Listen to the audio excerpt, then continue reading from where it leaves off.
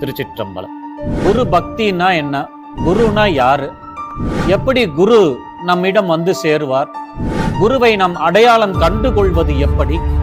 அந்த கொண்டு கொண்ட பின் குருவோடு நம்ம பயணம் செய்வது எப்படி? நமக்கெல்லாம் எல்லோருக்கும் குரு கிடைப்பதில்லை.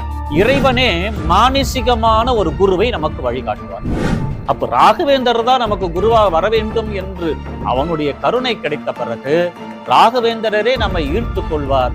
குருமார்கள் நம் வாழ்க்கையில போட இனிமேட்டு நான் உன்னை பார்த்துக்கிறேன், எதுவாக இருந்தாலும் நான் பார்த்துக்கிறேன் என்று எதையெல்லாம் குருவை தேடும் போது இழந்ததாக நீ வருத்தப்பட்டாயோ, குரு உன்னை சீடராக தேர்ந்தெடுத்து அங்கீகாரம் செய்த பின் இழந்ததெல்லாம் உன்னை நாடி வரும்.